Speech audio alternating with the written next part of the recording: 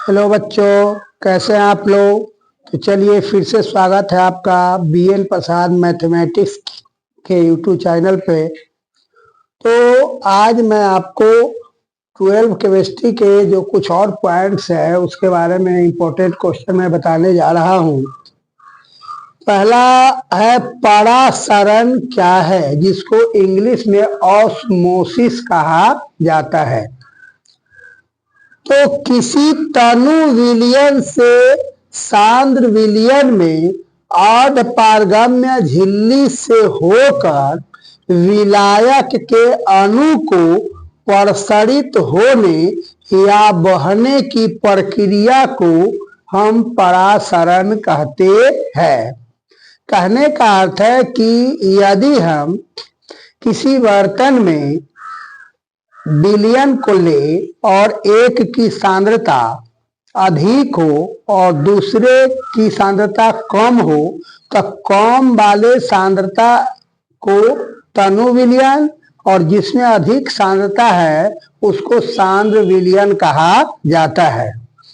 तो जिसमें विलायक की मात्रा अधिक है और सांद्रण उसका कम है, तो उधर से विलायक के अणु अर्धपारगम्य झिल्ली से होकर सांद्रित विलयन की ओर बहने का काम करेगा, प्रवाहित होगा, प्रसारित होगा। उसी को हम क्या कहते हैं? परासरण कहते हैं। सीधा भाषा में समझिए कि वह प्रसारित होना माने बहना, वो जो गुण है उसी को हम क्या कहते हैं? परासरण कहते हैं। अब अगला क्वेश्चन है कि परासरण दाब क्या है।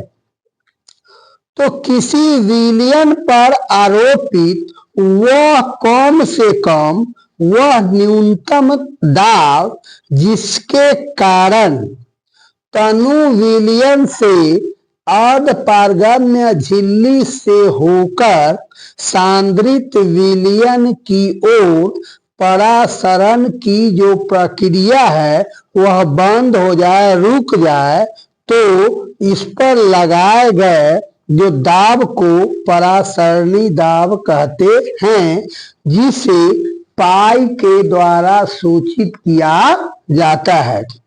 कहने का मतलब मैं अभी आपको बतलाया पहले क्वेश्चन में कि तनु विलयन से होकर सांद्रित विलयन की ओर विलायक के अणु प्रसरित होते हैं।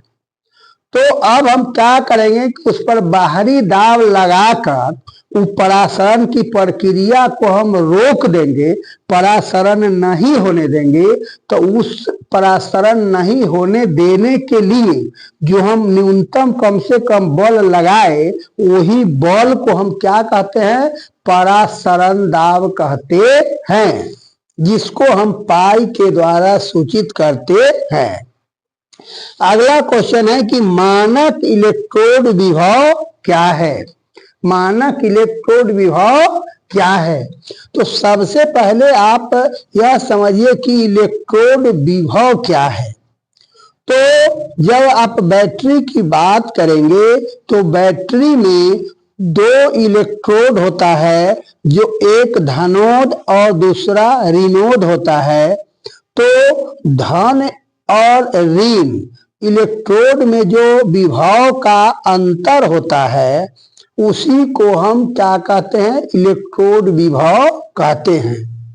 तो जब उस इलेक्ट्रोड विभव की माप हम मानक अवस्था में करते हैं, तो आप कहिए मानक अवस्था क्या है? तो मानक अवस्था वह अवस्था है जिसमें उसका ताप 25 डिग्री सी या 298 केल्विन हो, उसका सांद्रता 1 मोल के बराबर हो तथा दाब एक वायुमंडलीय दाब के बराबर हो। और उस स्थिति में जब हम विभव की माप करते हैं तो उसी विभव को मानक इलेक्ट्रोड विभव कहा जाता है, जिसे हम E0 या E⁻0 के द्वारा सूचित करते हैं। ये हो गया आपका मानक इलेक्ट्रोड विभव। अगला जो क्वेश्चन है कि प्रथम कोटि की अभिक्रिया किसे कहते हैं? तो वैसी रासायनिक अभिक्रिया जिसमें अभिक्रिया की गति, अभिक्रिया का दर या वेग उसके अभिकारक के केवल एक अभिकारक के सांद्रता पर निर्भर करता है या उसी एक अभिकारक के सांद्रता परिवर्तन के द्वारा निर्धारित किया जाता है, तो उसे हम प्रथम कोटि की अभिक्रिया कहते हैं। जैसे ए मतलब यहाँ पर कोई रिएक्टेंट होगा और वह उत्पाद का निर्माण करेगा, तो इसका वेग जो होगा, यहाँ अभिकारक ए के जगह पर जो अभिकारक रहेगा उसकी सांद्रता में जो हम परिवर्तन करेंगे, उसी परिवर्तन पर इसका वेग निर्भर करेगा, अर्थात वेग समानुपाती ए। तो इसी को हम प्रथम कोटि की अभिक्रिया कहते हैं। या इसका दूसरा एग्जाम्पल आप दे सकते हैं कि H2O2 एरो के निशान H2O प्लस हाफ O2, यहाँ भी अभिक्रिया का वेग जो है वह प्रथम कोटि की अभिक्रिया होगा और H2O2 के सांद्रण परिवर्तन पर ही निर्भर करेगा।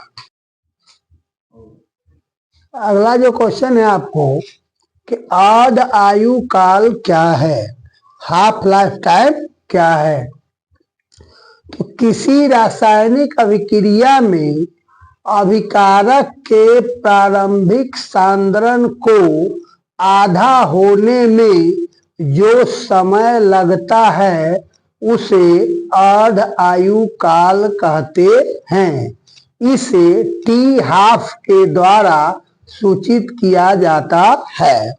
कहने का मतलब है कि जब कोई रासायनिक अभिक्रिया संपन्न कराने के लिए अगर आप 5 केजी पदार्थ को लेते हैं और उससे प्रतिफल जब बनने लगेगा, तो जब आधा मतलब 2.5 केजी बच जाएगा और जितना समय में वो 2.5 केजी को विघटित होने में समय लगा, वो प्रारंभिक सांद्रण जो आप 5 केजी लिए थे उसको आधा होने में जो समय लगा, उसी समय को हम अर्ध आयु काल या हाफ लाइफ टाइम कहते हैं, जिसे टी हाफ के द्वारा सूचित किया जाता है। अगला क्वेश्चन है कि शून्य कोटि की अभिक्रिया क्या है, जीरो ऑर्डर रिएक्शन। तो वैसी रासायनिक अभिक्रिया जिसका वेग अभिकारक के सांद्रण पर निर्भर नहीं करता है बल्कि एक स्थिर दर से संपन्न होती रहती है, उसे शून्य कोटि की अभिक्रिया कहते हैं। जैसे जब पीटी उत्प्रेरक की उपस्थिति में हम अमोनिया का विघटन कराते हैं तो यह N2 + 3H2 बनता है। या दूसरा एग्जाम्पल, जब सूर्य प्रकाश की उपस्थिति में हाइड्रोजन एवं क्लोरीन की अभिक्रिया कराते हैं तो इससे हाइड्रोक्लोरिक अम्ल का निर्माण होता है। यह दोनों शून्य कोटि की अभिक्रिया का उदाहरण है। अब अगला जो क्वेश्चन है कि अधिशोषण तथा भौतिक अधिशोषण तथा रासायनिक अधिशोषण में क्या अंतर है? तो भौतिक अधिशोषण तथा रासायनिक अधिशोषण में निम्न अंतर है। नंबर 1 है कि यह निम्न ताप पर संपन्न होता है, मतलब यह जो है 20 डिग्री सी से 40 डिग्री सी के बीच इसकी मतलब ताप होता है, जबकि रासायनिक अधिशोषण में यह उच्च ताप पर संपन्न होती है जो 40 से 400 डिग्री सी तक इसका ताप होता है। अगला जो क्वेश्चन, इसका दूसरा पॉइंट है कि इसमें बहुआण्विक स्तर बनता है। मतलब क्या है कि भौतिक अधिशोषण में बहुआण्विक बहुत स्तर का निर्माण होता है, जबकि रासायनिक अधिशोषण में मात्र एक स्तर का निर्माण होता है। तीसरा है कि यह उत्क्रमणीय होता है, मतलब यह दोनों दिशाओं में संपन्न हो सकता है। भौतिक अधिशोषण क्या होता है? उत्क्रमणीय होता है, जबकि रासायनिक अधिशोषण अनुत्क्रमणीय होता है, मतलब वह एक ही दिशा में संपन्न होता है। अगला जो है क्वेश्चन की पॉइंट चौथा कि यह विशिष्ट नहीं होता है, मतलब भौतिक अधिशोषण विशिष्ट नहीं होता है, जबकि रासायनिक अधिशोषण विशिष्ट होता है। अगला जो क्वेश्चन है कि अवशोषण और अधिशोषण में क्या अंतर है? तो अवशोषण और अधिशोषण में निम्नलिखित अंतर है। इसमें पदार्थ के कण, मतलब अवशोषण में जो है पदार्थ के कण ठोस के संपूर्ण भाग में समान रूप से वितरित होता है, और इसमें है कि इसमें पदार्थ के मतलब भौतिक अधिशोषण में पदार्थ के कण केवल ठोस के पृष्ठीय भागों पर ही सांद्रित होता है। दूसरा है कि इसमें अवशोषित होने वाले पदार्थ की सांद्रता आंतरिक तथा पृष्ठीय भागों में समान होती है।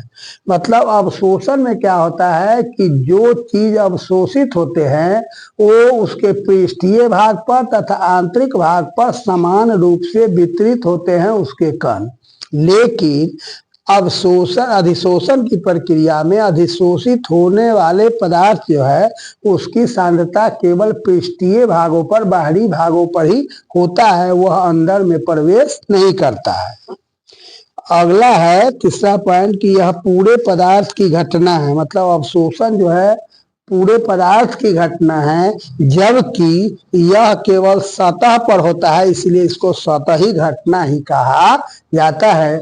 तो इस प्रकार से आप देखते रहिए बीएन प्रसाद मैथमेटिक्स का यूट्यूब चैनल और उठाते रहिए लाभ, देते रहिए साथ। यही हमारी मनोकामना है कि आप अच्छा से अच्छा करें और अपने वीडियो को लाइक करें, चैनल को सब्सक्राइब करें, ताकि समय से जब भी मैं वीडियो डालूं आपके पास पहुंच जाए और अपने आप को लाभ उठावे तथा दूसरे बच्चों के साथ भी शेयर करें कि अधिक संख्या में बच्चे इससे लाभ ले सके, आपका साथी भी इससे लाभ ले सके। यही मेरा रिक्वेस्ट है। जय हिंद, जय भारत।